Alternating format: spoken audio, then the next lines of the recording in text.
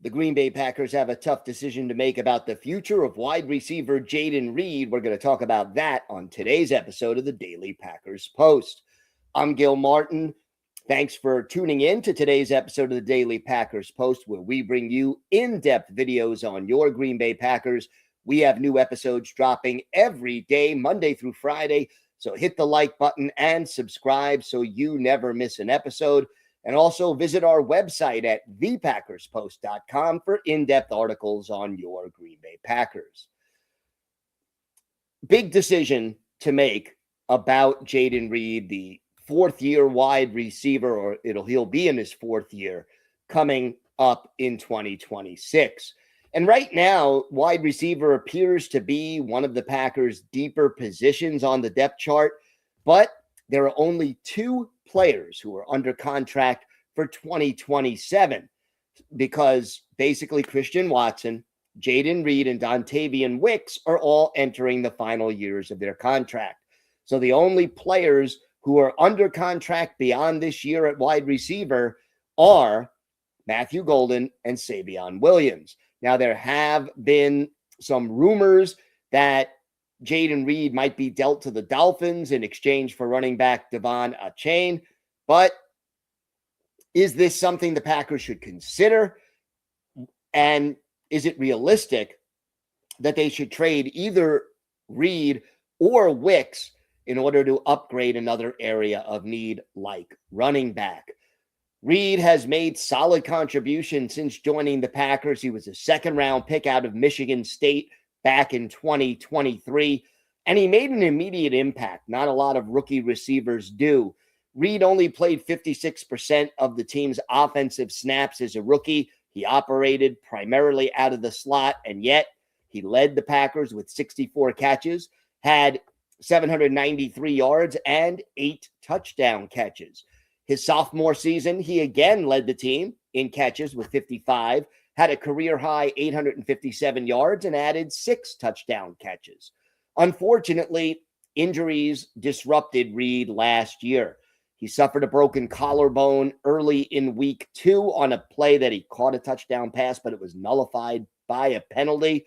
And he was already playing through a Jones fracture, ended up having surgery for both injuries and only played 7 games all year, wasn't even fully healthy for some of those. Caught only 19 passes for 207 yards and a touchdown. But as of right now, and a lot can happen between now and week 1, Reed projects again to be the team's top slot receiver. He is a strong, short, and intermediate target. And let's face it, Matt LaFleur loves those bubble screens, end around, and jet sweeps where he gets the ball to Reed in space, sometimes even lining him up in the backfield. Now, this is the last year of Reed's rookie contract. And as I said, only Savion Williams and Matthew Golden are under contract for next season, for 2027. And the Packers have a lot of unrestricted free agents, and we did a video last week about that, at other positions, including Tucker Kraft, Devontae Wyatt, Keyshawn Nixon. We mentioned, obviously, Reed, Wicks, and we mentioned Christian Watson. Watson will probably be the highest priority among the receivers. Kraft will be a high priority to re-sign. The Packers do have plenty of cap room, but there are some tough choices to make.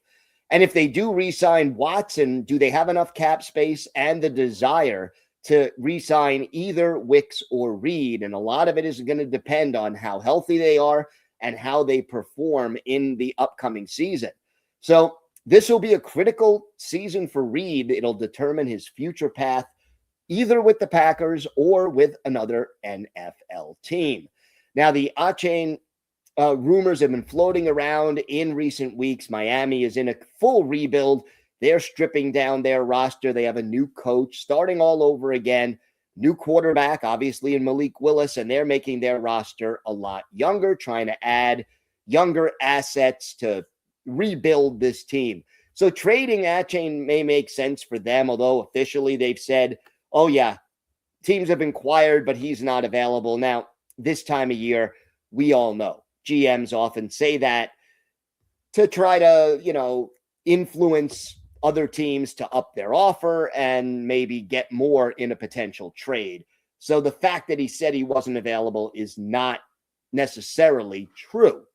Now, the Packers, it would make sense for them to add a running back, whether you trade away either Reed or Wicks, because we don't think that, or it's very possible that Josh Jacobs is not back in 2027 either. They don't have a real potential replacement as the top running back on the roster, although I do expect they could draft one. But a chain would really help in that regard. But the question really does remain whether or not this team, can Matthew Golden, can Savion Williams step up and be ready for bigger roles by 2027? You kind of have to hope that they are. But if you trade away either Reed or Wicks, they've got to be ready in 2026. Well, Reed has been more consistent than Wicks, although some scouts think Wicks has a higher ceiling. But ultimately, I think it's worth keeping Jayden Reed around and signing him to a second contract in Green Bay. If it's at a reasonable rate, makes more sense than trading him at this point. But Brian Gutekunst certainly has some major decisions to make. I believe it's easier to find a serviceable running back, whether it's in the later rounds of the draft, even an undrafted free agent, or by trade, than it is to keep a valuable receiver. And I think Reed's versatility make him a potentially strong weapon for this team in 2026 and hopefully beyond. But we'll see what Brian Gutekunst decides to do. Visit our website at thepackerspost.com for in-depth articles on the Packers. While here on YouTube, hit the like button and subscribe so you never miss one of our episodes here on the Daily Packers Post. I'm Gil Martin. Have a great day, a great weekend, everybody.